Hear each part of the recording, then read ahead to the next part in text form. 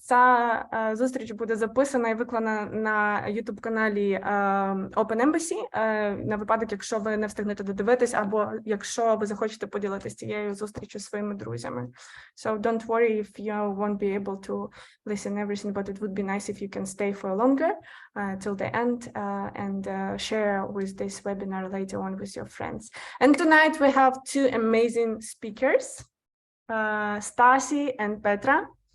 I'm so happy that Stas and Petra again willing to help us because it's not the first webinar that we are running together, and two previous were quite successful. Stasi, Petra, please raise your hands and give a couple of words about yourself. So Stasi та Петра – дві прекрасні спеціалістки, з якими ми вже проводили декілька вебінарів, досить популярних. І, будь ласка, до слова, вам по пару речень сказати, хто ви, що ви, чому ви тут. Okay, Stasi, you go first.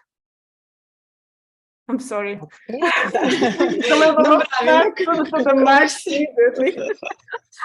Просто всі дуже нервуються, так багато людей, було так багато реєстрацій, тому я особисто дуже хвилююся, і тому я вже не йду піонером, але дякую, що ти мене назвала і запросила. Я вітаю всіх, хто сьогодні приєднався. Неймовірно рада вас всіх бачити. Поки я вітаюся, може ви напишете, звідки ви з України, щоб ми трошечки з вами познайомилися, і ви можете написати, звідки ви з Нідерландів. Тобто, з якого міста приїхали з України, з якого міста в Нідерландах, то ми так трошки географічну карту нанесемо. Так, два слова про мене. Мене звати Стейсі Пірш, я родом з України, з Києва, проживаю в Нідерландах майже 12 років. Працювала в різних сферах, але вже багато років працюю кар'єрним і інтеграційним коучем. Я допомагаю людям знайти роботу, яку вони люблять. Взагалі, моєю місією є надання знання людям про світ і про себе, тобто набуття самосвідомості. І через ці знання про себе у нас є можливість стати щасливим. Тобто моя кінцева ціль – це ваше, наше, моє щастя. Я працювала з людьми з усього світу, з різними культурами, але через війну останній рік я працюю майже виключно з голландцями, з українцями в різних сферах. Я працюю з біженцями, я працюю з працевлаштуванням, я працюю з медициною, навіть з реабілітацією хлопців, які сюди приїжджають з нашими героями.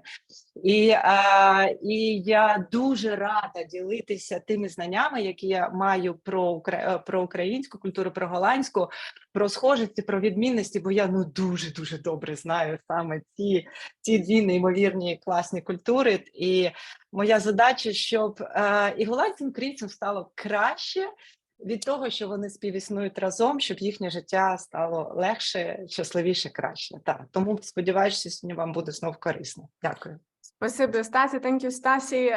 Petra, basically that was Stasi's introduction, the thing that you already heard, so I will not translate this one, but I will translate your part. Go ahead, please introduce yourself. Okay. Thank you, Anna. Thank you all for having me here. It feels like I'm a bit of a guest over here in this company, in your company. And I realize it would be very good if I spoke Ukrainian. I do not. And so I can understand that people have language issues, not always understanding each other. So I'm so happy that Anna is here and helping with translating what I would like to tell you. So that is first, Anna, thank you so much. As for me, my background is in journalism. I used to work as a journalist for a major national magazine and for Dutch TV a long time ago.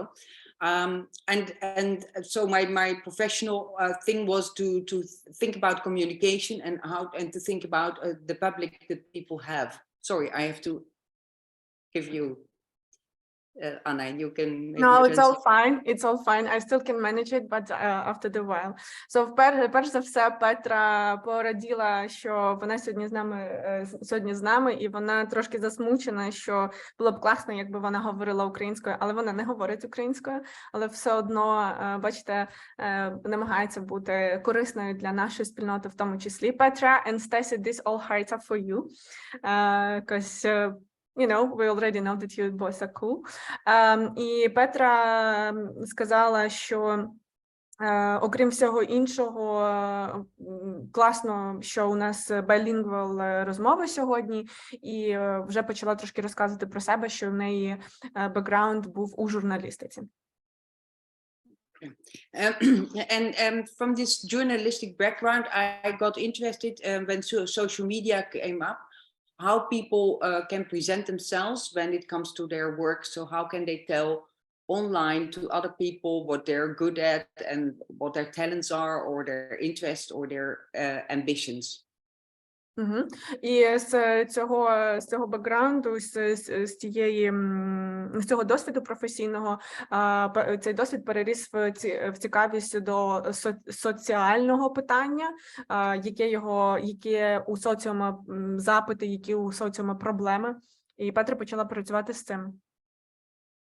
And so I've been doing this now for more than 10 years. I do help a lot of support a lot of Dutch people working in all kinds of jobs in the public sector, but also in companies or at every level. And for I think now 5 or 6 years, I've always also been working with people who are new to the Netherlands. And I find it very, very important work to do. I think that everybody who's here in this country and can work and feel understands how to present themselves and get jobs and participate in society. I think that is good for all of us. And I would like to add that maybe I help people presenting themselves online, but I also learn every time from everyone, and that is not a nice thing just to say, but it is really true. I always learn from people. Петра сказала, що вона довгий час працювала в різних напрямках в журналістиці, але останні 5 років працювала безпосередньо з людьми, які тільки прибули в Нідерланди, і допомагала їм краще презентувати себе, тому що це корисно взагалі вчитися і вибудовувати ці нові стосунки з суспільством. І щоразу, коли Петра взаємодіє з новоприбулою людиною, це не тільки вона допомагає цій людині, але й ця людина також допомагає Петрі дізнаватися щось нове. Okay? Shall we open up with the topics? Okay? У нас сьогодні декілька заявлених тем, і перша тема це буде представляти Петра. Тема звучить як говорити з менеджером на незручні теми. So, Petra, you will start as a speaker with a topic how to talk to your manager about uncomfortable topics. Okay? Yes. Do you want me to make you a co-host already? Because you have to admit all the people who are still coming in. No, just I'll give you a sign. Yeah. Okay. Okay. Thank you. Okay. Thank you for entering this subject. The subject is on the list. I have to explain maybe because Anna received a lot of questions that all have to do with this thing. People from Ukraine working in the Netherlands and trying to find their way in work, and then having some difficult situations. And I will try to give an example of this, and maybe you can relate to this.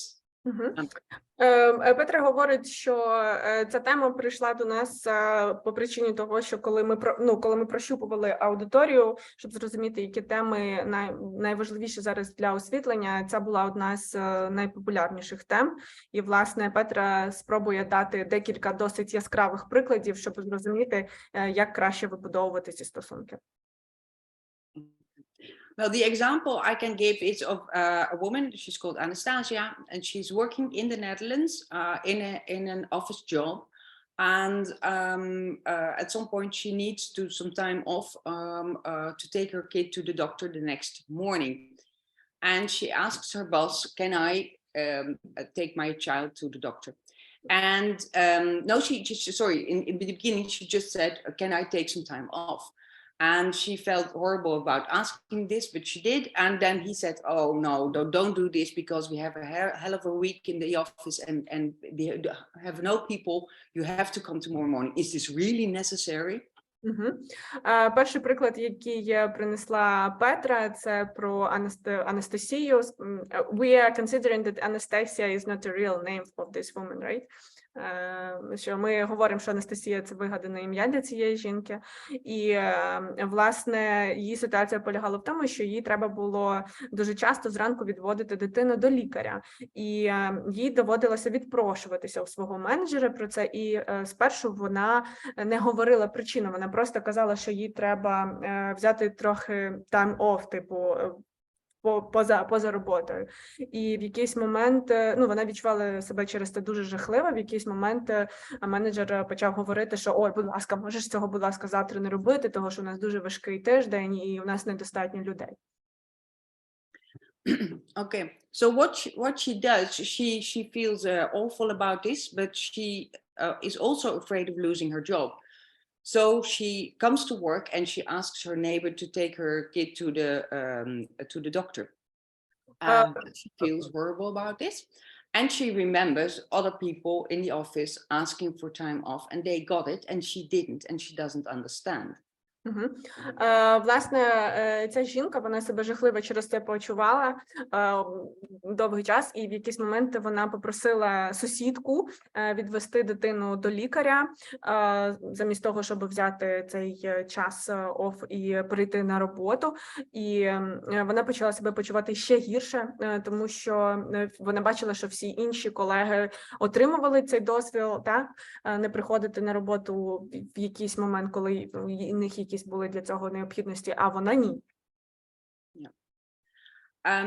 So what happens in the days after this is that she sort of feels still horrible. She is sort of angry with her boss, but doesn't want to show. So what does she do? She goes inside, she becomes more silent and withdrawn. And people don't understand. They think maybe something's wrong with her, or she's sad or whatever, and they leave her. And by leaving her, she feels more excluded. So what happens is that she's spiraling down and she feels more and more awful. And like Anna said, she felt like she had to leave this job, and that after a while, and she thought, I'm not going to be happy here. I hate it, and I have to go away.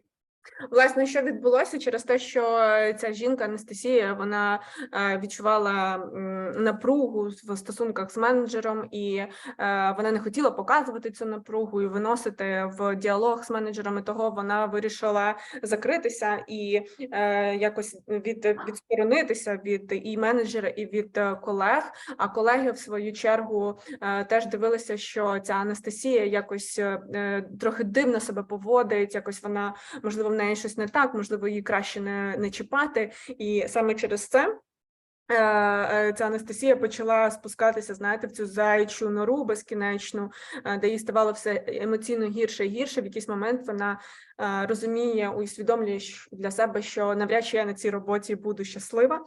І, як я вже писала про це раніше, говорила сьогодні, врешті-решт вона приймає рішення звільнитися. Yeah. So what happens here is very important. And let me say first that many Dutch people have this situation as well. It's not like Ukrainians end up in the situation and Dutch people don't have this. Especially young people have to learn something, which is essential for the Dutch working situation, is that boss and employee, you're on a sort of same level. And that does not mean that you can have a big mouth or do whatever, but it means that you as a person, there may be a hierarchy in the situation, but you can sort of try to behave as equal people. And I will wait for translation, then we'll go to a slide and we'll try to explain a little how you can do this. Власне, Петра сказала, що хороші новини, що така ситуація, така манера поведінки притаманне не тільки українцям насправді, а й нідерландцям. І це досить типово. І я загубила частину того, що сказала Петра, бо відволіклась на наше посилання. Якщо хтось може мене зараз підхопити і перекласти оцей маленький шматочок, буду дуже вдячна. Just a second, Okay. just a second, Stacey. Oh, just Hang on. Yeah, I'm here. Okay. Let me see. Sorry, slideshow. And I think. Yep. Let me see. Yeah. Can you all see the slides? Yes. The translation is not mine. It's it's an automatic translation. So I hope there's nothing strange for you to read. But there are a few things that you can do when you are in this situation. You are maybe annoyed, you're miserable, or whatever, something has happened.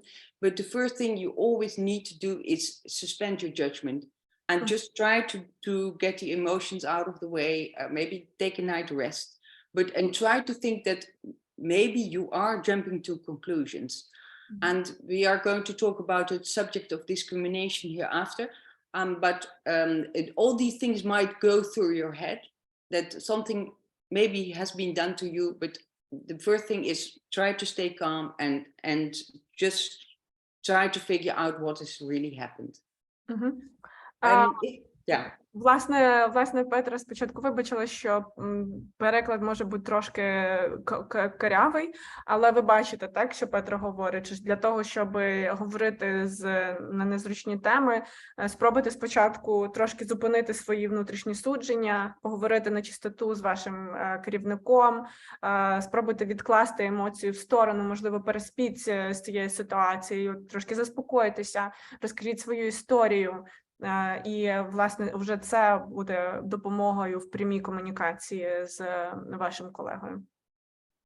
Okay, then it's very important that you not just go to your boss and say something or ask something, but you always try to to arrange that you have a moment one-on-one. So ask him, do you have time tomorrow morning or this afternoon, or can we talk? And then he will say, okay, at the end of the afternoon, or we'll step outside. Також важливо не підходити до вашого менеджера з наскоку і починати говорити прямо зараз, а спробувати виділити для цього якийсь зручний час у ваших обох графіках, розкладах.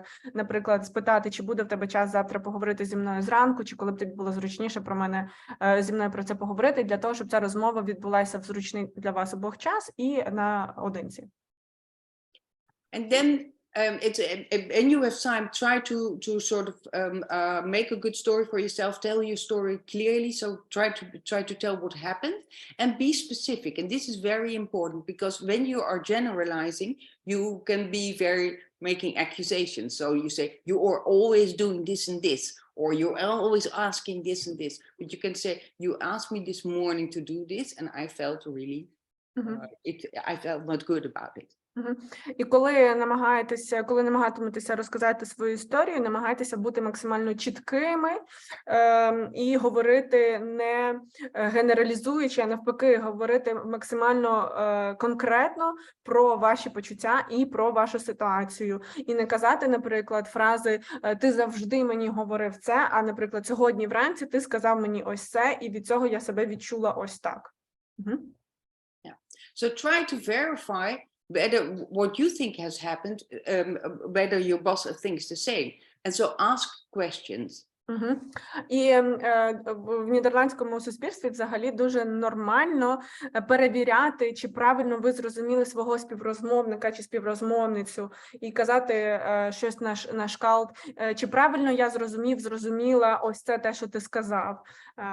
Таким чином ви не будете спиратися на свої судження про те, що людина сказала, а на конкретно те, що людина сказала. Okay. And so both parties have explained what has happened. You have told your story, boss has responded, and then you can try to come up with solutions and say, okay, we're talking about the future. We're not going on about this. We'll talk about how can we do this better next time. And so make sure that when the meeting is over, that you know what to do next time. І після того, як обидві сторони висловляться і скажуть своє відношення до ситуації, переконайтеся, що перед тим, як ви закінчите цю зустріч, у вас в обох сторін буде розуміння, що робити далі. І обидві сторони розуміють і, власне, погоджуються з цим. Окей. Petra, are you ready for Stasi to comment on what you've just said? Yes, I am. Окей. Стасі, будь ласка, прокоментуй з української сторони, що тільки що наша нідерландська колега розказала про комунікацію між українцями та нідерландцями. Yeah, thank you very much, Petra, for such a good instructions 1, 2, 3, 4, what to do and what not to do, and that was really helpful. То я дуже вдячна Петрі саме за голландську інструкцію, що робити і що не робити при комунікації з босом. І я всіми цими кроками користуюся сама і раджу ними користуватися.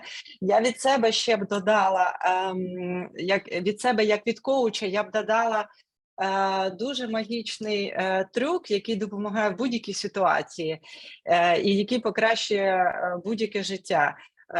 Перш ніж щось просити, наприклад, про розмову, запитати, чи можна вас запитати, я хочу вас щось попросити, я хочу з вами поговорити, щоб це ніколи не приходило як сюрприз, як несподіванка для вашого босу, і тоді він буде налаштований на розмову і, наприклад, чи можу я з вами поговорити про те, що мені треба відпроситися через те, що мені дитину треба відвести до лікаря. Це, він буде вже уявляти, про що розмова, він вже трішки підготується, і йому легше буде прийняти цю ситуацію і сказати вам так. I don't know, do you want to translate it into English? No, I'll translate my job for tonight. Thank you, Stasi. Just a sec. Stacy said that based on her experience as a coach, she would also suggest to ask the person you are willing to talk to, kind of, can I ask you a question? Can I ask you for some help? Can I ask you for some suggestion, considering the time that that I have to go and take my child to the hospital or so on. And in this situation, the manager or anyone basically we are talking to would already realize, okay, that's what we're going to talk about. This person would mentally calm down and probably would be more ready for this conversation. Yeah, thank you. І я хочу ще додати ще одна така типова відмінність між українцями і голландцями, коли у нас важкі розмови і коли нам треба щось доводити або витребовувати від іншої сторони, то як часто, якими важелями користуються в Україні, це часто емоції. Да? Ми починаємо показувати емоції або розказувати про те, що ми там страждаємо або нам погано від цього. В Голландії ж про все говорять, і говорять фактами. І я не знаю, ви, може, чули така дуже типова фраза, яку говорять майже всі психологи. Всі ваші проблеми і всі ваші докази треба говорити словами через рот. Да, тобто в нас там можуть підгорнути очі, там, не знаю, якийсь вираз на обличчі показати. Ні, в Голландії це все не працює. Голландці дуже бояться емоцій. Тому замість очей і виразу обличчя краще сказати, так, я розумію твою думку, але ви розумієте, моя дитина дуже хвора, це була єдина можливість, саме в цю дату. Я пробувала, вони дуже люблять чути аргументацію, я пробувала домовитись в інший день, я пробувала ввечері, але нічого неможливо. Це єдина дата, тому я дуже прошу, будь ласка, виключення. Дозвольте нам піти. Stacy just said that Ukrainian, to the opposite of Dutch people, during the communication, using a lot of non-verbal communication like face expression and so on, which is not very common in Dutch society. And it's very difficult to read and understand what exactly you mean when you roll your eyes, for example. And Dutch society, to the opposite, they are trying to be as direct as possible, and as many therapists are suggesting to their clients to use your mouth to express your emotions, but using the facts. And Stacy also said that it's very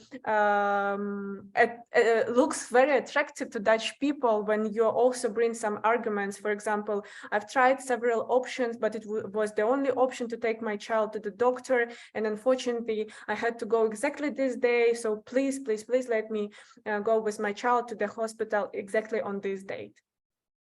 Yeah. Well, let me just say that I think Stasi makes very good comments and add-ons on what I tried to say. And I want to maybe say again that my slide was, of course, not the sort of scheme that you go through. It's supposed to contain points that you can maybe use in your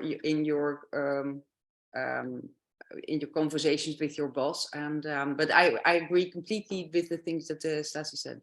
Very good. Окей. Петра подякувала Стасі за її доповнення. Ага, Стасі, будь ласка. Так, і я хотіла сказати, це те, що ми не переклали, коли Петра говорила, що тут не існує ієрархії, всі рівні. Ваш менеджер рівний вам.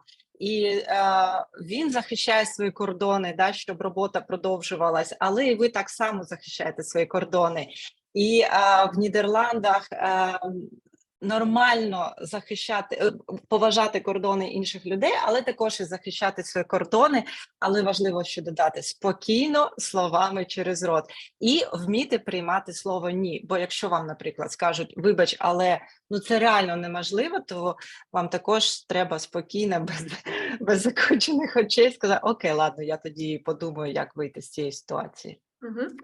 Stacy just helped me with the translation, the part that I unfortunately missed from your previous part, Petra, or Stacy.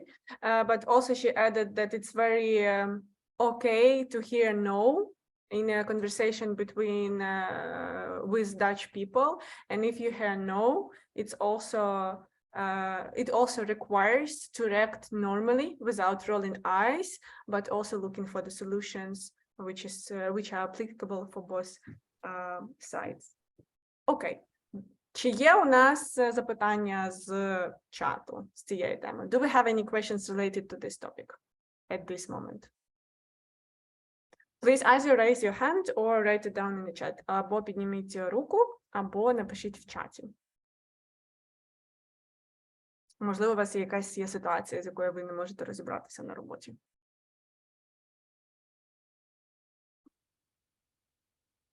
Okay, so we have a question. Yes, and Elena raised her hand first. Elena, будь ласка. Всем привет. Hello, everybody. I speak English because I think my question is more for Petra, of course also for Stasi, but she speaks English. So my question is, so when I say no, like in situation, for example, boss asked me to stay a little bit longer, it would be nice if you help your other colleagues, but actually I had a meeting this evening and I said no. But I felt really bad and I was thinking that, oh, maybe I said no and it will somehow affect his views on my job or our relations. Should I really be worried? Because actually he asked me do a little bit over and I said no. So I was just worried that it also may affect on my, work reputation, or I shouldn't be worried about such situations and say no and go, just say bye-bye, everybody. Олена спитала, що її запросили ввечері доєднатися до робочого мітингу, який не входить в її робочий час, і, в принципі, вона не хотіла би доєднуватися, але вона трохи переживає, що це може зіпсувати її стосунки на роботі. І це запитання було для Петри. Petra, please go ahead. Thank you, Elena. A very good question, I think. I'm thinking, but I would try to find out first with the boss, why do you want me to stay? You can explain it's very difficult for me to do this evening. So just no is a bit short. So I would try to elaborate a little on why you cannot do this evening. And I would also try in the next days find out with colleagues if this is normal. How often are people expected to do this? And so try to see what you find reasonable. So the thing is it reasonable what he's asking, and try to get a feel of this. Петра тільки що порадила спочатку переговорити з начальником, не говорити напряму, що ні, я не можу цього зробити, а перепитати в нього, чи це насправді дуже сильно необхідно, бо в мене вже є інші плани, а на наступний день перепитати в колег, чи це взагалі часто трапляється, коли людей просять залишатися, працювати в неробочий час. І потім вже відштовхуватися від цієї інформації. We have one more question. У нас ще одне запитання. Вікторія, підозрюю, вас так звати. Так, дякую, вітаю. У мене також є одне запитання, я його задам українською, англійською мовою. Вітаю Таті, вітаю Петра. Hi Petra, thank you for this wonderful session, and currently I'm also working in international environment, and it's very new and first experience for me. And the question from my side is, what topics are considered here as uncomfortable to discuss with the manager? І моє питання, які теми тут в Нідерландах вважаються незручними для обговорення? Дякую. Спасибі, Вікторія, за запитання. Класне запитання. Can I? Yeah, can you start and then Stacy will jump in. Okay. Yeah, I have one question. Can you think of a subject that you find uncomfortable, or that is making you doubt? So that's a tricky one, you know, because based on the example you provided with this woman, Anastasia, for me, it wouldn't be so uncomfortable to tell, because everyone can be ill, and moms with kids, they could have this emergency to take a kid to the hospital. So for me, this kind of discussion, even not uncomfortable. For sure, money topic, salary one, it's uncomfortable to discuss. Yeah. But usually we discuss it quite rare, like once a year, yeah, to discuss salary rise. And on regular basis, just like Olena asked about meetings out of working hours, but it's only one example. What else, like specifically here in the Netherlands, Okay, yes, sorry, I think that the subject is uncomfortable conversations, as in the conversation itself may be uncomfortable because he's the boss and you're not. So, but you have a very good point. I think that money conversations, of course, I think all over the world, bosses don't like to talk about raises in salary or whatever. So this is a difficult subject in Holland as well. And it is not something that you bring up during the week or whatever. This is regulated. It's just once a year, for example, you have these certain rounds, and then you can discuss your salary. And I would prepare, but it is that can be uncomfortable, and it needs a lot of preparation, checking out with other people what you want, what is reasonable, how to make the arguments. So in short, we can talk for hours about this, but in short, that is it. Вікторія запитала, які є теми незручними, а Петра спитала, які теми незручними ти вважаєш, прекрасно відкривши діалог. І Вікторія принесла в приклад розмову про підняття зарплати, так, які відбуваються раз на рік. І Петра сказала, що це, в принципі, незручна тема не тільки для нідерландських менеджерів, а в принципі це незручна тема. І коли ми готуємося до цієї теми, важливо важливо вибудовувати дискусію аргументовано, змістовно, спираючись уже на якісь факти. We have one more question, and I think I will refer it to Stasi. So the question is that the colleague of Halina is attending Dutch language courses, and Halina would also like to participate, but she doesn't have arguments, only the desire. The question is how to talk about that. Ми всі бачимо це запитання в чаті про те, як сказати про те, що я теж хочу відвідувати курси нідерландської, які відвідує колега, не маючи для цього аргументів, а лише бажання. Так, у мене теж питання, а чому бажання недостатньо для того, щоб розпочати цю розмову? Бажання, воно на чому базується? Ви живете в Голландії, ви хочете краще розуміти ваших колег, ви хочете краще розуміти культуру, ви показуєте мотивацію того, що ви інтегруєтесь в цю країну, та й просто вашого бажання розвиватися достатньо для того, щоб розпочати цю розмову.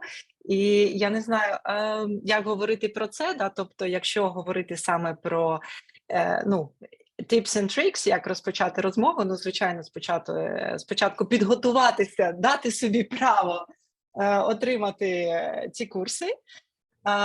По-друге, запитати вашого менеджера, я можу з вами поговорити про те, що, про курси нідерландської мови для мене, потім сказати, що ви дуже б цього хотіли, продумати мотивацію, я вам тільки що дала приклади, інтеграція в країну, краще розумітися і так далі.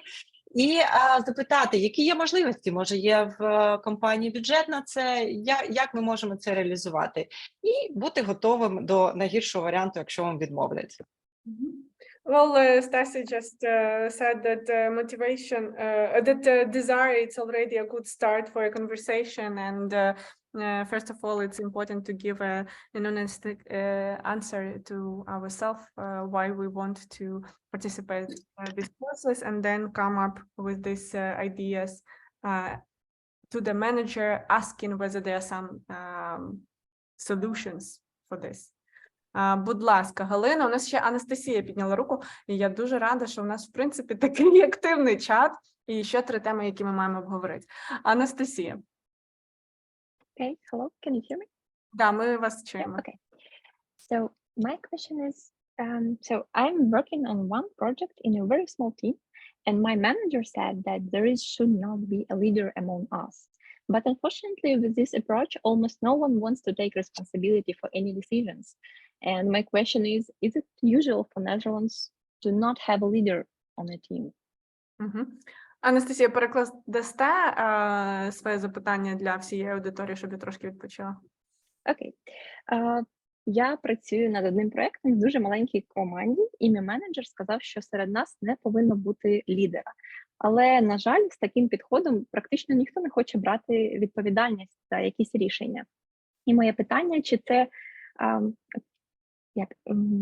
це прийнято так в Нідерландах, коли в групі немає лідера? Супер.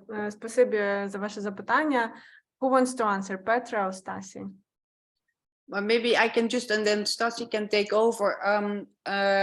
Yes, we do see more offices or work environments where there's no leadership, and they want teams to do this to arrange themselves. This can be working fantastically, but it can also be very, very difficult.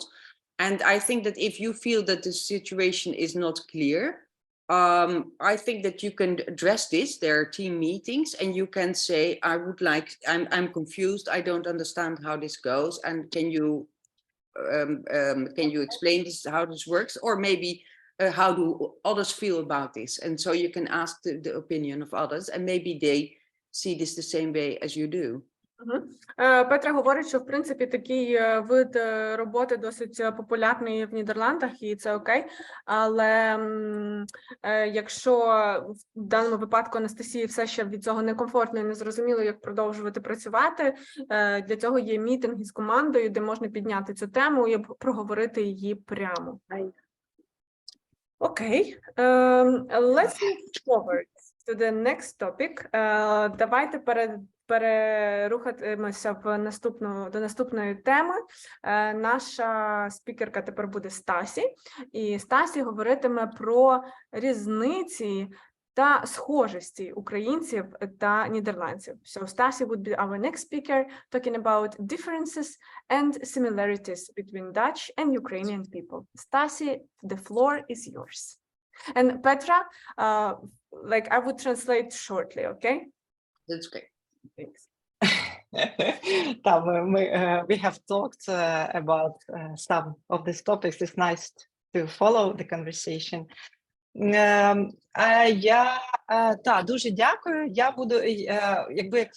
Я живу вже досить довго тут, і я занурююсь в вивчення різних культур. Якщо, в принципі, якщо знати, як працюють культури, які є елементи культурних різниць, це підходить до цього як до науки, до предмету, то, в принципі, дуже легко можна себе почувати в ролі туриста і іммігранта в будь-якій країні, в будь-який час. Тому що всі культури, вони мають певні ознаки, і кожна ознака має дуже екстремальну ознаку, дуже слабо виражено і дуже сильно виражено в іншій культурі. Тобто, знаючи, де ви знаходитесь, де ваша країна знаходиться, ви можете себе порівнювати з іншою, і у вас не буде ніяких сюрпризів. І я от зараз, я б сьогодні хотіла розкрити 5 різних різниць. Я не знаю, чи ми встигнемо, але я буду все говорити прикладами. Ну і подивимося, скільки зараз в цій темі 4, ще одну про друзів. Взагалі ми дуже-дуже схожі. По-перше, ми європейська культура, це не східна і західна культури, що в нас геть все розрізняється. Ми дуже-дуже схожі. Наприклад, у нас цінності сходяться, ми дуже любимо свободу, ми тільки проявляємо нашу боротьбу і наше виявлення свободи по-різному. Ми любимо дітей, але ми по-різному до них ставимося. Ми любимо дбати про суспільство, але ми по-різному це проявляємо. Чим більше я вивчаю українську і голландську культуру, тим більше я бачу цих дрібних різниць. І от я про деякі сьогодні розкажу. Перше, це про ставлення до часу. Я не знаю, ви, напевно, вже багато з ким стикнулися, що в Голландії afspraak is een afspraak, домовленість – це домовленість. Я наведу приклад. У мене є мій тренер, мій вчитель танго, він взагалі сам італієць, але живе більше 20 років в Нідерландах і дуже любить цю структуровану, організовану країну. І його якось запросили в Італію виступити в різних містах, і він вибрав одне місто, він туди приїхав, він це організував, танцювальний вечір. І от за день до цього танцювального вечора йому дзвонять його італійські колеги і кажуть: ну що, Роберто, чи завтра у нас наша зустріч в силі? Він каже: в смислі в силі? Ви про що? Каже: я приїхав в ваше місто, я привіз групу танцюристів, наняв зал, я його оплатив, наняв діджея, купив закуски. В смислі, чи це в силі? І от так само я теж почуваються голландці, коли домовляються про зустріч, а українці передзвонять, кажуть: ну що, у нас наша зустріч в силі? І розмовляючи з домашніми лікарями, я теж чую такі трошки обурення. Ну як це? Ми призначили зустріч, я прийшов, я найняв перекладача, перекладач коштує грошей, він витрачає свій час, ми сидимо, навіть ніхто не передзвонив. Але да, тут за цим криється різниця в відчутті часу. В голландці це дуже-дуже жорстке ставлення до часу. Якщо ви домовились, то цей час і день, дата не міняються, вони жорстко записані в календарі. І якщо я сьогодні з Ганною домовлюся зустрітися в Зумі 2 вересня на 14:00, і я і вона будемо в Зумі на 14:00, не передзвонюючи, просто довіряючи, що ми там будемо. Тому так, будь ласка, якщо з вами хтось робить тут запис, якусь зустріч, ви просто знайте, що це вже залізобетонно. Вона точно буде, і ви точно можете прийти. Stasi, Тобто just a це... short translation for the inclusivity of the whole group. Stasi said that we have a lot in common with Dutch society. We also love freedom. We also love kids. The anecdotal example that Stasi brought up is afspraak is afspraak, when her teacher, the tango teacher, who is Italian but lives here for a very long time, already adjusted to the Dutch society and Dutch agenda way of living, came to Italy and arranged everything for some kind of a meeting. And before the day before the meeting, his colleagues called him to double check whether the meeting is going to happen tomorrow, which is not possible at all to happen in the Netherlands. If we agree to meet, if we today agree to meet at the 2nd of September at 2 p.m., we're going to meet on 2nd September at 2 p.m. for sure, because we respect time and Dutch people are quite strict with time. Okay? Дуже дякую за переклад. Да. І тут ми переходимо до теми довіри і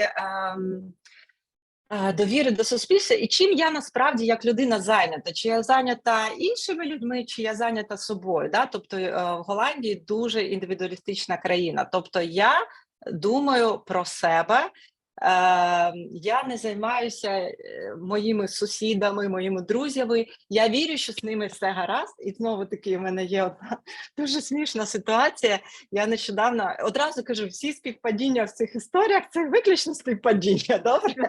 Я сиділа зі своїм другом, українським другом в кафе, я сиджу і не можу розслабитися, бо він сидить щось там, йорзає тим стулом, кудись озирається, поправляє парасолю, жарко, там щось він його міняє, там кудись зазирає іншим людям в обличчя. Я кажу, що ти робиш?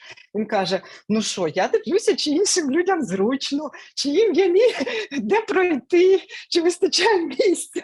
Я кажу, не треба, бо якщо їм не зручно, вони тобі про це скажуть. А там дійсно офіціантам, ну, якби важко було ходити, бо дуже багато стільців, але це типова відмінність голландців і українців. Голландці, якщо їм незручно, вони скажуть, вони думають тільки про себе. Я собі сиджу, я розслабляюся, п'ю свою мінералку, насолоджуюся погодою, і якщо комусь я заважаю, я це почую, мені скажуть. Навіть в Голландії так кажуть, ik hoor it, I will hear it. Да?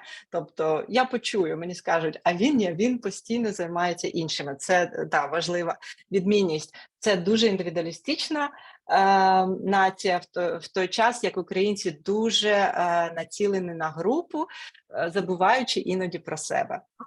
The second difference between Dutch and Ukrainian culture is that Dutch culture is ego-oriented culture, while Ukrainian culture is mostly society-oriented culture, where the society is in the first place, and sometimes people do forget about themselves. And Stasi brought a very nice example when she was sitting in a cafe with her friend who was constantly nervous, who was checking the parapluie, checking the stool, and Stasi couldn't get relaxed, and she asked her, what's wrong with you? Why are you so hectic? And the friend said that I worry about other people, whether it's comfortable for them or not, whether the waitress can move next to my chair. And Stasi said that it's very uncommon for Dutch society to think about other people, because if someone is uncomfortable, that person would basically say about that and let you know that, can you please move your chair because I don't feel comfortable. Yeah. Okay. Yeah. І ще один теж такий приклад, який, схожої теми, він такий трошечки сумний. випадки співпадіння, чи це суто співпадіння. Одна моя знайома їхала на велосипеді з дитиною, і дитина впала. І впала дуже невдало, що застрягла нога в рамі, і моя знайома не могла підняти велосипед з дитиною, було важко, і вона дуже хотіла, щоб їй хтось допоміг, але всі проїжджали поруч, і ніхто не зупинився. Я чесно скажу, мені досить важко уявити цю ситуацію, бо я бачила навпаки приклади, коли хтось падав і всі бігли допомагати. Але, знову ж таки, це приклад, коли, ну, по-перше, тут люди досить звикли, що кожен про себе може подбати. Да? Ну, я зможу підняти цей велосипед і зможу допомогти своїй дитині. Але якщо я не можу, я мушу про це попросити. Да? Оце величезна різниця українців і голландців. У нас через те, що люди постійно як радари, да, відкриті до потреб інших людей, вони відчувають ці потреби і вони пропонують допомогу. В той час, як голландці більше дбають про себе і таким чином, допомагаючи суспільству, якщо мені все гаразд, в мене все гаразд, то мені не треба допомога, суспільство може розвиватися, вони не витрачають на мене час. Неважливо. Але, да, тобто голландці не виставляють цих радарів і їм треба сказати, да, їх треба про це попросити. The third example that Stasi brought up is that her friend was riding a bicycle and had an accident, and she couldn't arrange the bicycle back on the road, and the baby got stuck, and she was so desperate, and she was expecting in a way some kind of help, but other people were passing by. Which for Stasi and also for me, it's quite a strange situation because people here are mostly focusing, if they would see this kind of accident, they would help. But it's also about eco-oriented society. And yeah, Stasi, can you help me here a bit just to translate? Because I think I lost. Yeah, so I would say that it's anyways good to learn to become independent and strong so that you can help yourself and help your child. But if you cannot, you ask for that, because people are not group oriented, but more taking care of themselves, of their own strength and well-being. So if they're their radars are not open to other people's needs. So if you need help, you just ask for that. They will be really happy to help you. If they hear your request. Окей. Рухаємося далі. Так, ще один приклад, який дуже нас розрізняє, це практичність. Да? Голландці дуже практичні, дуже раціональні, а українці емоційні, іноді роблять якісь такі вчинки. Я зараз наведу приклад, це мені розказував один мій друг, який працював в прихистку для біженців. Він допомагав одній жінці зробити онлайн-оплату для подарунку її мамі. Ця жінка живе в прихистку, вона отримує гроші на прожиття, да, оцю грошову допомогу в розмірі 270 євро на місяць. Вона не працює. І вона вітала свою маму з днем народження і купила їй парфуми вартістю 150 євро. І у голландців просто очі полізли на лоб, кажуть, тобто ти зараз хочеш купити подарунок за 150 євро своїй мамі? Так. А ти отримаєш 270 євро на місяць? Так. І тобі це вистачає тільки на їжу, в тебе нічого не залишається? Так. І ти хочеш купити мамі подарунок за 150 євро? Вона каже, так. А звідки в тебе гроші? Ну, знайду, є. Тобто, так, це величезна різниця. Я тут не буду коментувати українську частину, а тільки скажу про голландську практичність. В Голландії, я не знаю, це неможливо. Нам треба в Петрі спитати, але це настільки дивна ситуація, це настільки непрактично, що віддавати більше половини всіх своїх грошей, які ти просто під нуль використовуєш. Я не знаю, може варто додати, може ви вже знаєте, але типова сума для подарунку тут в Голландії десь 15 євро, 20 євро максимум. Це чисто для інформації, але мій наголос в різниці між нашими культурами, що це дуже-дуже практично. Mm-hmm. Petra, a beautiful example for you. There was a situation at the shelter when one woman asked the location manager to help her with the money transfer for the present for her mom. And the present cost 150 euros with the monthly allowance for this lady from the government of 270. And the location manager, he was like, I even like Petra's expression right now. Like you basically confirmed what Stacy just said. So the manager was like, so you're like receiving 270 euros per month, and it's not enough for you because you don't have any savings. You just only use this money for food. Yes, yes. And you want to buy this present for your mom right now. Correct, correct. And you're going to spend 150 euros on that. Yes, yes, but how about the money? And the lady was like, I don't know, I will just find out. So the one of the biggest differences is that Ukrainians can be emotional and not practical, and Dutch people are mostly practical. But I will ask about your comments when Stacy finished. Ми попитаємо Петри прокоментувати це все. Так, у мене ще один приклад. Я не хочу дуже часу багато забирати, бо в нас ще 2 теми і питання. В мене ще один приклад важливих нашої відмінності, коли ми розкриємо тему дружби. А тут, якщо можна, я віддам відповідь на та в тебе сонце в волосах. А куди ти пропала, Аня? Сонечко наше. Хочу... Я хочу дати відповідь на одне запитання, якщо ти не проти, Анна, про схожість. Звісно. Так. Коротше, я хочу ще показати ще одну схожість. Так? Я сказала, що у нас цінність, свобода, схожість. І ми, і голландці, дуже сильні. Дуже такі сильні, незламні. Але, знову ж таки, ми це по-різному проявляємо. Голландці сильні в тому, що вони в дощ, вітер, ця жінка складає 3-4 дітей в цей бакфіт, їде в будь-яку погоду проти вітру, їй нічого не зламаєш. Вона несе ці сумки, вона готує на величезну кількість дітей, потім вона йде на спорт. У нас я часто чую, ой, моя дитина не піде на футбол, тому що йде дощ, по дорозі промокне. Але коли голландці бачать нашу незламність на полі бою, бачать жінок, які приїжджають з дітьми в невідомі країни перший раз за кордон, або бачать жінок, які сідають перший раз за кермо автомобіля і їдуть 2000 кілометрів, щоб рятувати себе і дітей, це найвища ступінь незламності, і це викликає неймовірну повагу. Так, якщо ти мені підскажеш, як незламність буде англійською? Unbreakable. We are unbreakable. Yeah.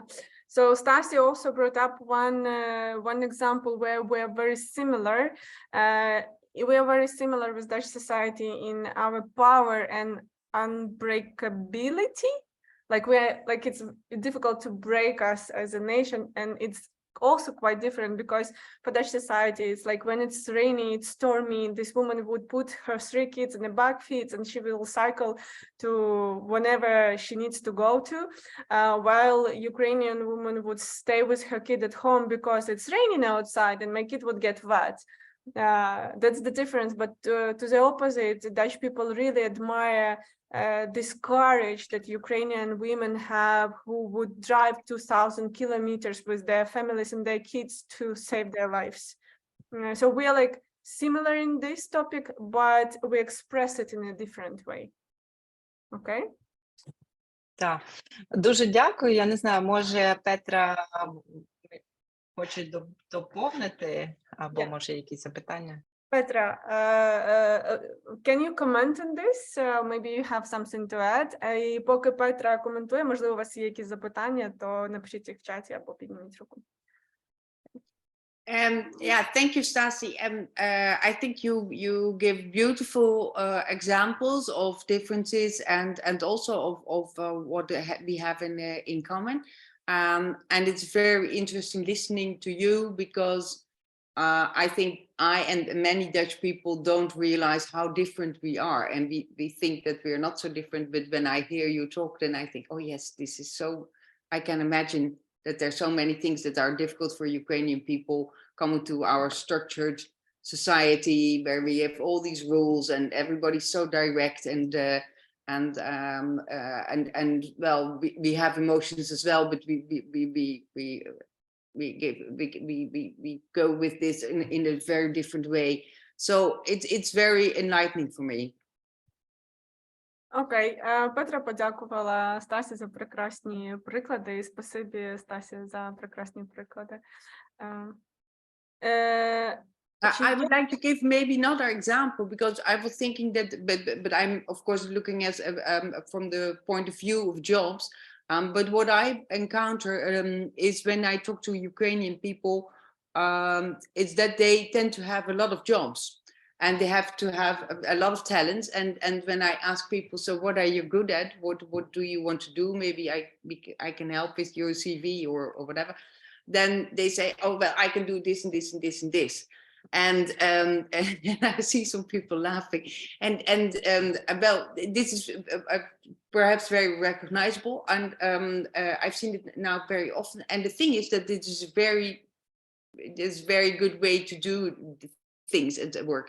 But in Holland, it's very different, and you probably already found out that Dutch people are very specialized. They have very specialized jobs, and well, we can talk about it endlessly, but I'll share a link to an article that Anna and I have made. Oh, sorry, I'll stop for translating and then I'll finish.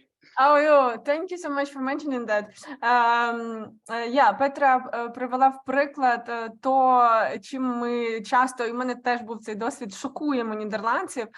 Коли нас запитують, що ми можемо робити з професійної точки зору, ми дістаємо цей калейдоскоп всіх наших можливостей і скілів, і просто починаємо жонглювати. Я в цьому відео в Інстаграмі, якщо хтось бачив, що я і на самокаті качусь, і вогняними мечами жонглюю, і при тому на дучці ще співаю. І це нідерландців просто ставить в шок, тому що тут абсолютно не таке суспільство. Вони більше концентруються на якомусь сеттінгу, скілів. І щоб не займати багато часу про це, Петра зараз поділилася статтею, там, де ми разом з Петрою написали цю статтю, про те, як ми все ж таки відрізняємося, говорячи про ринок праці. І у нас є два запитання. We have two questions. First question is the differences in upbringing the kids in the Netherlands. I think it's good, right, if Stasi starts on this. Okay. Так, погоджуюсь. Так, це дуже хороше запитання, і, чесно кажучи, може ми зробимо якось про це окремий вебінар? О Боже, що я говорю? Я сьогодні думала, це буде останній вебінар за ці півроку, а зараз я... Але хочеться дати трошки користі, бо це питання, яке дуже як це сказати, викликає багато питань у голландців, у голландських колег, і навіть іноді викликає непорозуміння. Але я зараз спробую дуже коротко відповісти. Дивіться, є практичні якісь речі, а є агальні майндсет, на рівні майндсет. Так от, практичні речі, у нас дуже по-різному виховуються діти. Дуже велика різниця – це наприклад, я буду декілька прикладів наводити, бо їх безліч. Bedtime. Час, коли діти йдуть спати. В Голландії діти, які не сплять в день, там з 3 років вони вже не мають денного сну, вони сплять, йдуть спати о 6:30, 7:30. Це дуже практичний підхід, пам'ятаємо, вони дуже практичний підхід. По-перше, у батьків є вільний вечір, вони займаються тим, чим хочуть. По-друге, у дітей має бути кількість сну, який вони мають виспати щодня. І залежить від віку. Ви можете загуглити, я не пам'ятаю скільки, але, наприклад, якщо дитині потрібно 11 годин, і вона лягла о 8 годині, і вона прокинулася о 7, вона виспалася. Але якщо їй треба раніше вийти і буде там о 6, то вона не доспала цей час. І це дуже, і, до речі, дуже багато шкіл в Нідерландах вже накопичили досвід з українськими дітьми, вони бачать, що діти просто не виспані, не засинають на уроках або мають проблеми з концентрацією. Скажу, це один з прикладів, але дуже практично підходять до режиму, до гігієни, до здоров'я дітей. І як сказати, про здоров'я хочеться powiedzieć. Аня, нам треба робити окремий вебінар. Скажіть, будь ласка, чи не треба нам окремий вебінар про виховання дітей в Нідерландах? Це ви можете якось. Можете плюсики поставити або так в цьому, а я поки скажу другий момент. А друге – це ментальність. У нас дуже різні вихідні умови, в Україні треба мати хорошу базу, треба мати хорошу освіту, треба мати можливості для того, щоб мати щасливе доросле життя в достатку. В Нідерландах дуже добре розвинена соціальна система, і люди із вадами, і з різними рівнями освіти, інтелектуального рівня, всі мають однакові можливості купити будинок, одружитися, їздити в відпустку і так далі. Тому тут більше уваги приділяють щастю і свободу вираження. І я казала, що у голландців, як українців, основна цінність – це свобода. Це перша найважливіша цінність. Але в чому вона проявляється? В тому, що з дитинства голландських дітей виховують в свободі, вони вільно виражаються, вони граються, вони, наприклад, можуть бігати, забруднити собі штани, і ніхто їм не скаже, ой, мені треба і прати руками, або там нові купляти. Ні, викинемо, попрем, нічого страшного. Діти тут вільні і можуть вільно виражати всі свої думки, і просити вільно про те, що хочуть, і вони виростають з дуже вільних і впевнених людей. Okay, Petra, you haven't realized what just happened, but I think Stasi created for us one more webinar. How to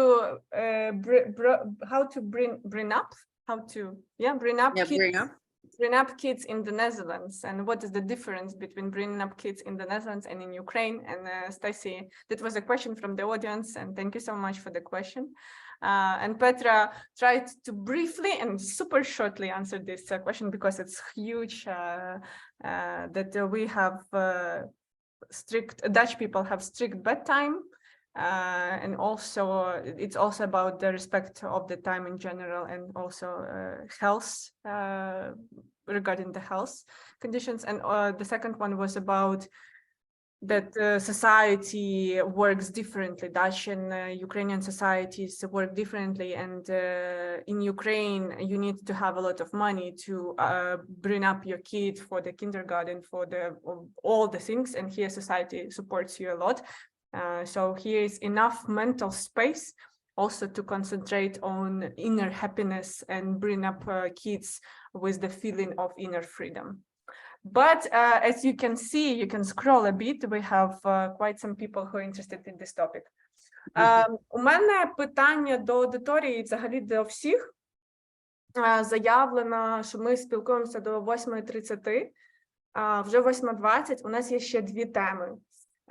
Перша тема – це дискримінація, і друга тема – це дружба між голландцями і українцями. І взагалі нам би класно було б ще повідповідати на запитання. То що ми зараз робимо? Давайте всі разом вирішимо. So I asked the audience in general, because we agreed that we would run this webinar for 1 hour and a half max, with the respect to the time and energy of all the participants. And we can, of course, talk endlessly about all this. But we have two more topics. It is how to make friendship with Dutch people, Second one is discrimination. And also we all wanted to ask answer all the questions. So the question is open. What are we going to do right now with this situation? Let's see. Може, ми проголосуємо одну тему і піднімуть руки, іншу тему піднімуть руки? Як ти думаєш? Супер ідея. Окей. Давайте піднімемо руки. Для цього треба піти в Reactions, там така намальована мордочка, іконка Smiley Face, і там, да? І нажати на іконку, щоб підняти руку. Якщо вам цікава тема про дружбу, підніміть руку зараз. Friendship topic. Raise your hand. Окей. Окей. Окей. Стасі, як ти збираєшся це рахувати? У мене питання відкрите. 4 рядочки піднятих рук. 4 рядочки піднятих рук, окей. І ще один, да. Тобто 4 на 21. Окей, опускайте руки. Окей, супер. Мені подобається таке враження, що ми робимо віртуальну зарядку. Окей. Так, Юлія, Наталія, Маріана. Ага, поопускайте, будь ласка, руки. Якщо... Добре, я за вас поопускаю руки. Якщо вам цікава тема дискримінації, підніміть руки зараз.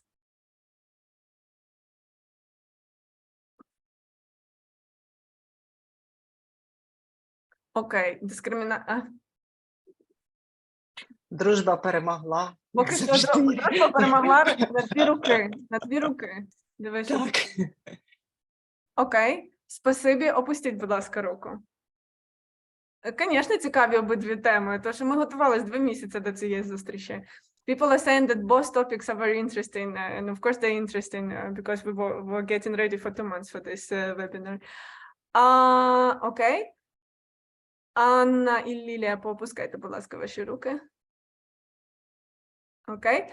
І третя можливість – це відповісти на запитання, які в нас ще є в чаті, або якщо у вас є ще запитання.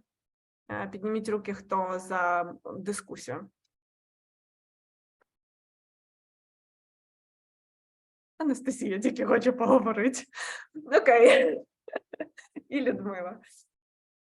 Okay, let's talk about friendship then. Yeah, let's discuss this topic, and discrimination we will discuss later one day. It's still an important topic, and I will write it down, and we will run a webinar about that for sure. Okay? Yeah, проговоримо про дружбу, а про дискримінацію проведемо окремий вебінар. Okay?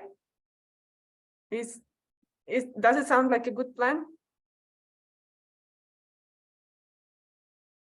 Okay, good. Who was responsible for the topic about friendship? Petra. Good. Okay. Well, oh, hang on. Sorry. Yeah, sorry. Okay, friendship. I was thinking about the time that I worked in France a lot, and I came there and went to the same office every time. And then one evening again, I found myself in a restaurant on my own, alone, eating. And I thought, what has happened? I had this capacity for making friends, and why am I here alone every time? And can't I make friends anymore? What is going on here? Окей. Петра відкриває цю тему прикладом про те, що вона була у Франції, вона там працювала, вона сиділа в кафе і подумала, як так, чому, власне, в мене нема друзів, чому я тут сиджу зараз одна? And I remembered another example, and this was my family. We had a Taiwanese boy from 16 years old for 1 year in our household. He stayed with us, and he went to an international school. And all the children in class spoke Dutch, but then also a very good English. And the Taiwanese boy had to learn, but he was doing well. And every time I saw them together and we had them over in our house or wherever, I saw that the Dutch children were immediately talking to each other and leaving him out. Yeah. Ще трошки пропустила попереду про цього хлопчика, але сенс в тому, що Петра подумала про хлопчика, який ходив до інтернаціональної школи, там, де спілкувалися двома мовами, англійською і нідерландською, і, в принципі, він був серед людей, але як тільки у нідерландців була можливість говорити нідерландською, вони перемикалися на нідерландську. Будь ласка, поправте мене хто-небудь з приводу цієї першої частинки, яку я пропустила. I also have a very good friend, and she has a Spanish husband. And every time we have a party or a dinner together, because we love Jose, and we all talk to him for a while in English or in French. But as soon as we can, the conversation drifts off back to speaking Dutch in little groups. And I always try to take care that it doesn't happen, and it happens every time. Так само відбувалося із друзями Петри, серед яких був іспанець і француженка, і хоч Петра і намагалася, щоб розмова при першій можливості не перемикалася на нідерландську, все одно це відбувалося щоразу. So what I'm trying to say that with the French example, of course, is that being from another country and working with other people who know each other, who share the language, is never an easy position.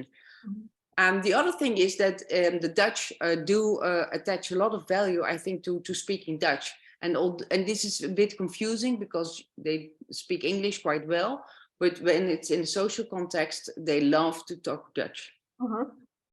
І все, що намагається сказати Петра, це те, що будучи в новій країні, це не так просто взагалі будувати стосунки і вчити мову. І нідерландці, вони, якщо ми говоримо про соціальність і соціальні якісь прояви їх, вони дуже цінують, коли говорять нідерландською, і це трошки дивно може виглядати, тому що вони ж говорять англійською, і при першій можливості вони, коли чують, що це я вже від себе додаю, так? Це не маю зараз робити. Добре, того зупиняюся. Того вони говорять англійською, але вони все одно будуть вибирати говорити нідерландською при можливості. Yeah. However, we find friendship very important, and I would like to say a few things about this. First, in Holland, I think friendship take time to grow. It's not you're not overnight. You have a friendship.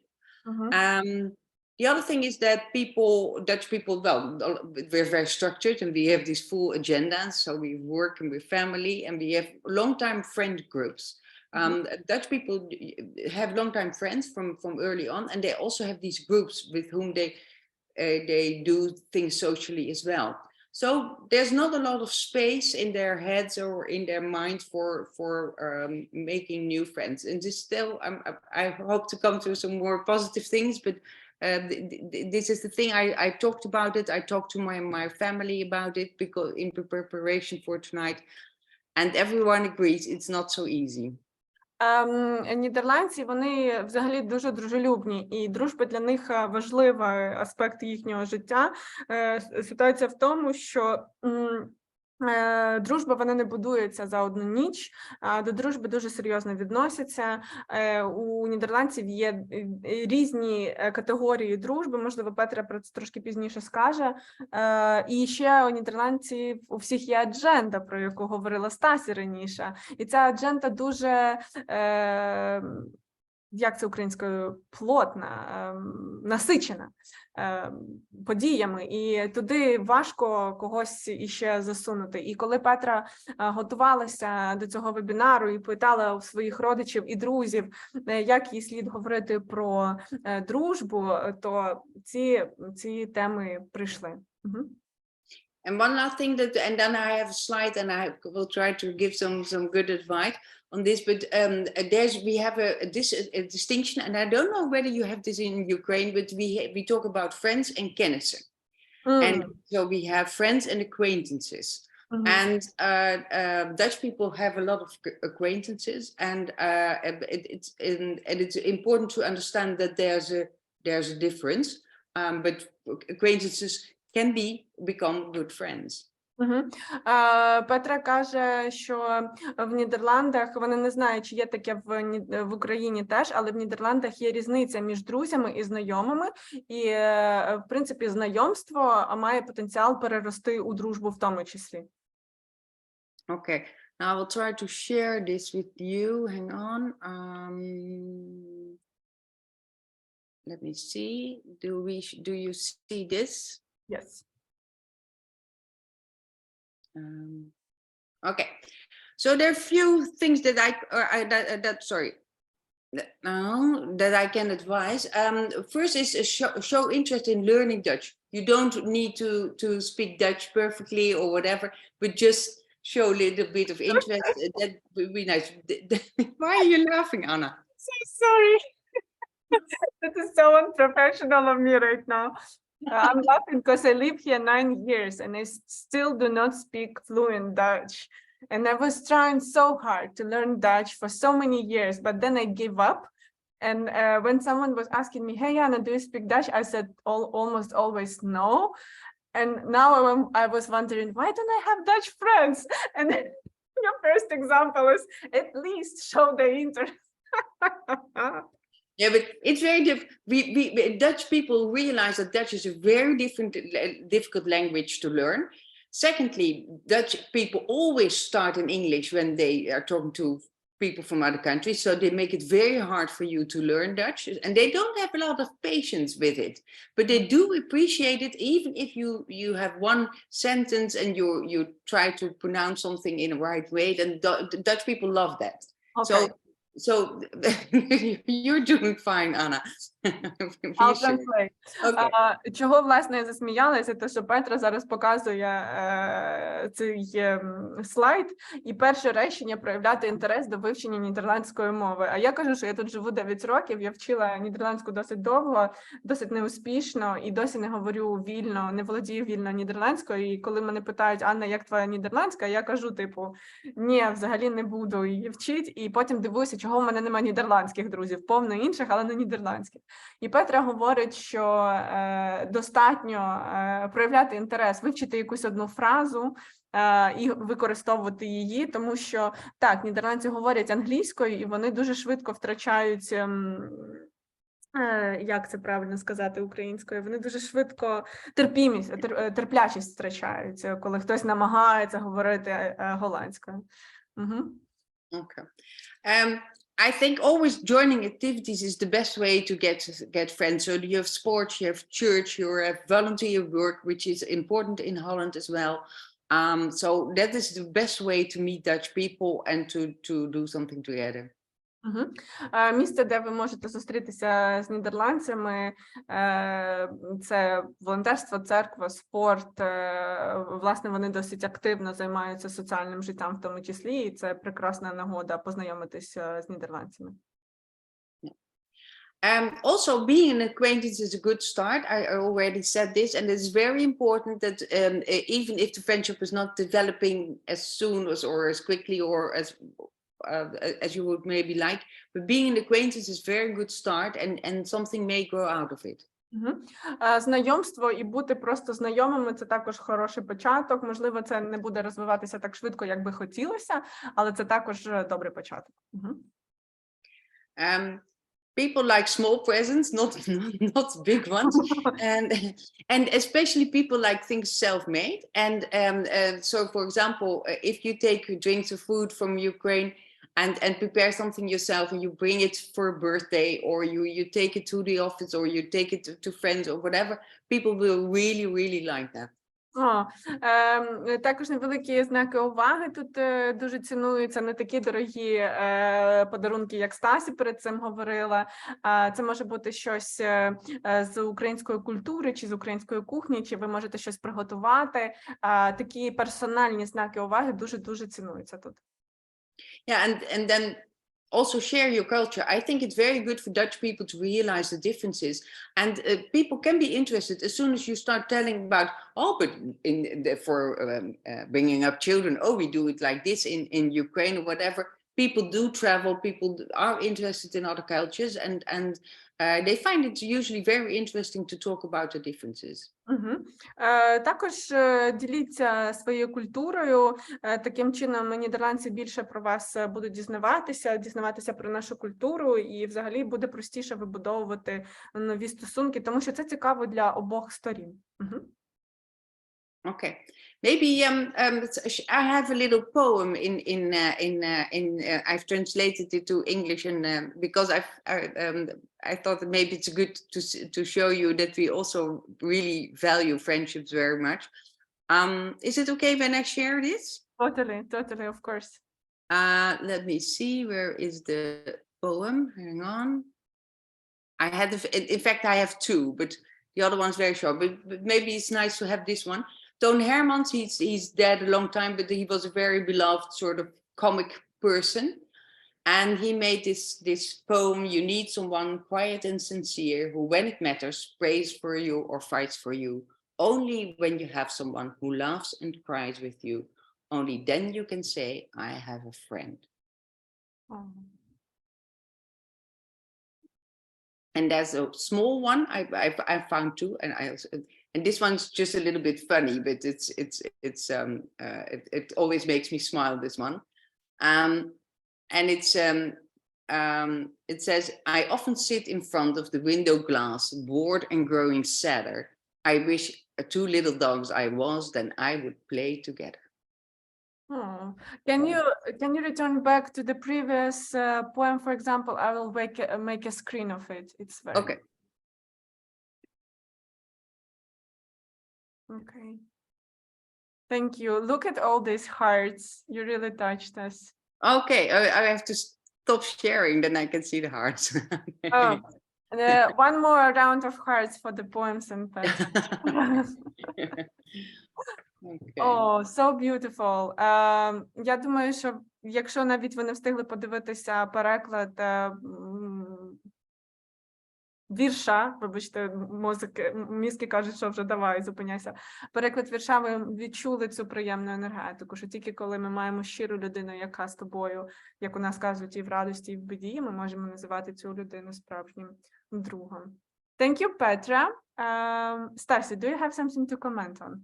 Yeah, I see all Of course. I will give a little bit of a cold shower after such a hot, melting poem. Thank you so much. I was waiting, Petra, for your presentation because I had my own path of making friendships with Dutch friends, and I have a lot of Dutch friends now. But I really wanted to know, what would they have expected from me? Yeah, you being Dutch, what you're expecting from me so we can really become friends. So thank you very much for sharing it. It's very, very useful. And I would like to add something from my side, again, about the differences.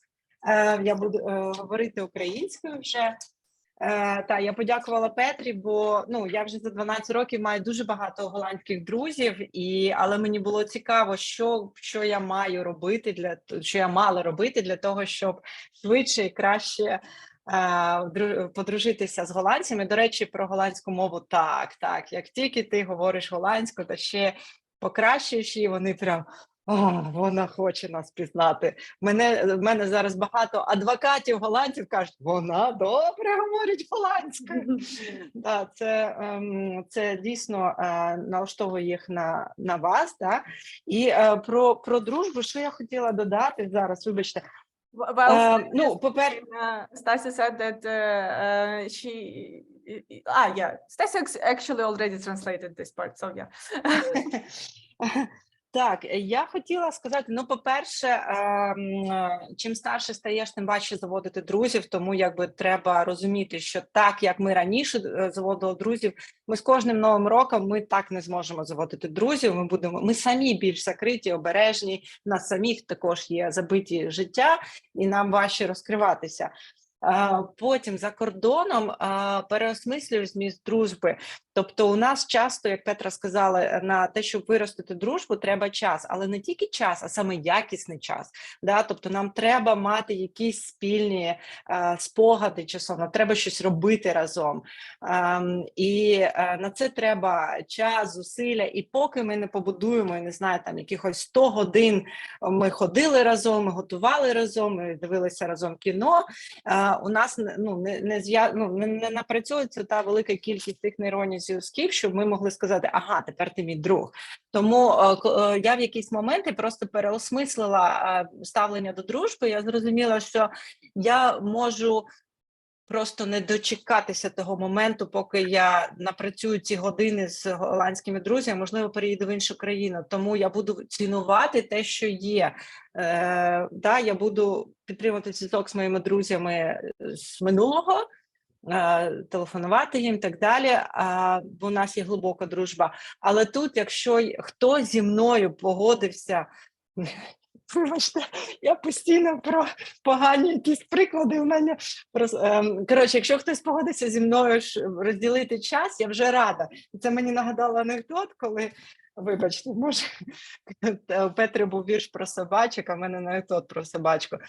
У хлопчику у мами був такий страшненький, що мама йому вішала на шию котлету, щоб з ним хоч собачки гралися. Так от, коли приїжджаєш в іншу країну, нікого не знаєш, і ти просто радієш.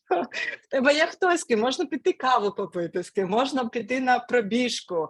В мене зараз, я займаюся кікбоксингом і танго, і в мене тобі смішно.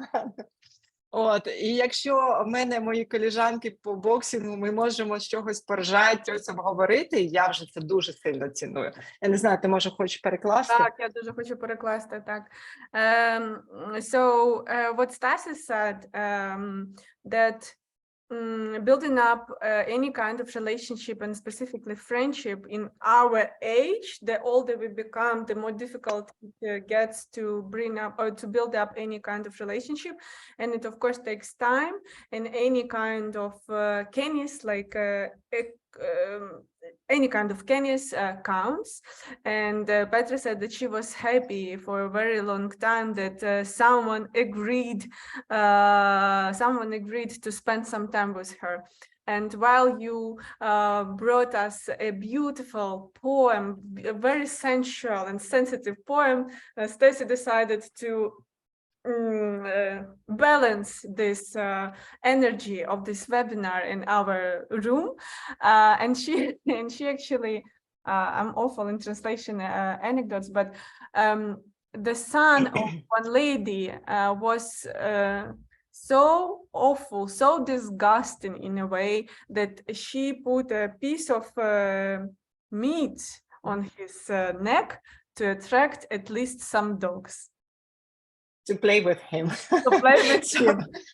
I mean, it just... It was not me. All the credits go to Stasi. Yeah, it was a terrible Ukrainian anecdote, saying that sometimes you just appreciate when you have any company to go to spend time with, and abroad you reconsider what is friendship. So you might not have time to grow into this deep, strong friendship, but you value what you have. А зараз я хочу сказати ще про відмінності дуже коротко. Знову я сьогодні була у своєї голландської знайомої, і якраз розповідала, що сьогодні буде вебінар, що я готуюся, що я хвилююся, і одна з тем буде про дружбу.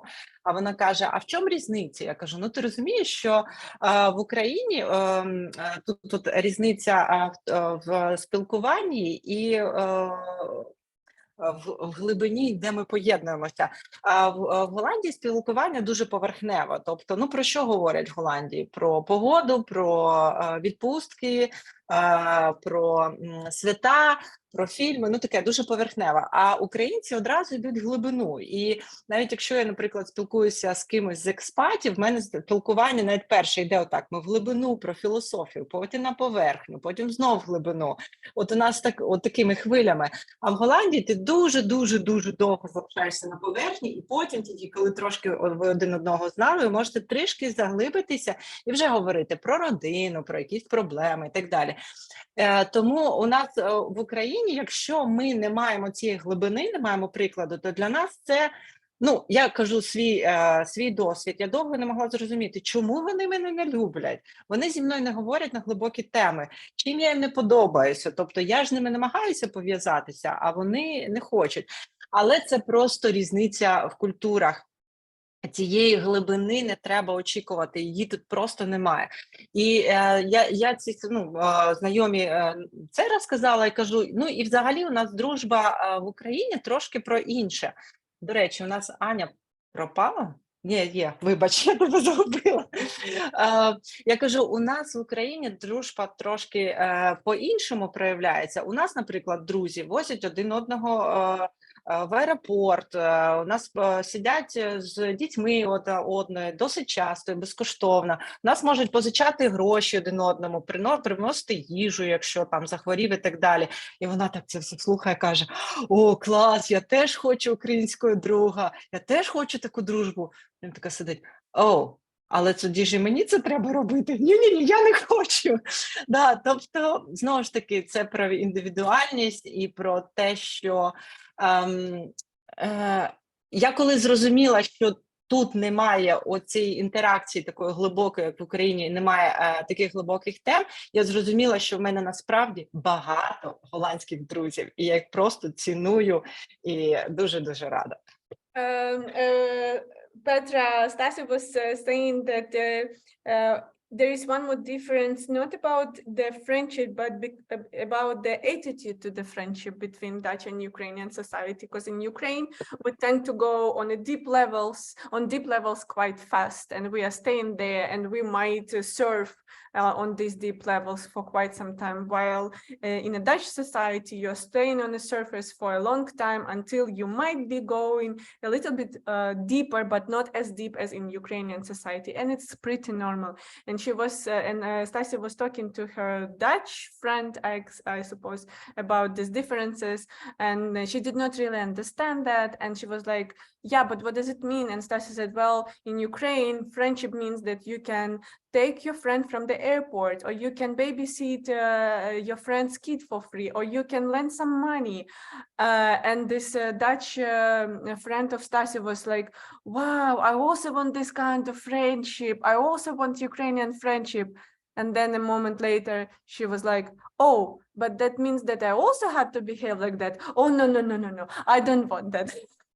And then Stasi realized that we're just different on these levels of communication, and it already means that Stasi already has a lot of Dutch friends. There is the question, does it mean that Dutch people not as deep, I don't know, I don't want to use this поверхневі, or they're not ready to go on a deep topics as fast as Ukrainian people? Yeah, I think it is the last. I feel that I have very deep friendships and long-time friendships, and I talk with these people about many things. So I would say yes, they do like that, but it will take longer to go there. And I think that Dutch people are afraid sometimes of expectations. So they think that if I go to a deep level, then maybe someone is expecting a friendship that will be very intense, and I don't have the time for this. So I think Dutch people are sometimes afraid to go there because of the expectations that it might give. Петро сказала, що скоріше за все це друга, що голландці не готові так швидко йти на глибокі теми, тому що вони побоюються очікувань з іншої сторони. Тобто, якщо людина йде глибше, то вона може злякатися: о, можливо, це вже переростає в дружбу, а можливо, в мене ще немає для цього ресурсу. І це теж окей. I feel like we are on a good moment to finish this webinar, to be honest. It feels like we've discussed a lot, we covered a lot, and we still can continue for much more time. But we already agreed that we would stay for 1 hour and a half, and we already stay in 20 minutes later. And Petra is still here, with all the respect to the time. And all the respect to the schedule that Stasi brought us. Я думаю, що у нас зараз гарний момент, щоб закінчити наш вебінар, тому що ми на такій позитивній ноті, ми ще не сильно втомилися. Звісно, ми не все ще обговорили, але ми можемо говорити про це ще безкінечну кількість часу. Але зверніть увагу, те, що сказала Стасі на початку про різниці. Ми затрималися вже на 20 хвилин, а Петра й досі тут. Тому я попрошу 2 моменти. Перше, хто може увімкнути камеру, я зроблю фоточку нам. Who can switch off the cameras, please do it, and I will take the picture. Actually, not the picture, but I will scroll because there are so many people. And if you can send some hearts, would be also nice. Sorry for begging you. Where are the hearts? I can't find them. Yeah, in reactions. Oh, that's beautiful. I haven't a heart. Oh, yeah. I also want a heart. Sorry, I want a heart. Спасибі, що доєдналися. Thank you so much for joining. We will for sure proceed with this topics. We will proceed with discrimination and also how to bring up kids in the Netherlands and what's the difference. I already see that that's a very important topic. If you have not donated yet, and if you still have a possibility to do that. I think it's a very beautiful moment to support Ukraine all together and stay all together. Right now, we've collected almost 300 euros, 295. So, like, it's very transparent. And tomorrow, we will create a questionnaire on Kola community page. Where would we all together decide where this money would go? Ми зібрали 295 євро наразі. Якщо ви ще не задонатили, задонатьте зараз, щоб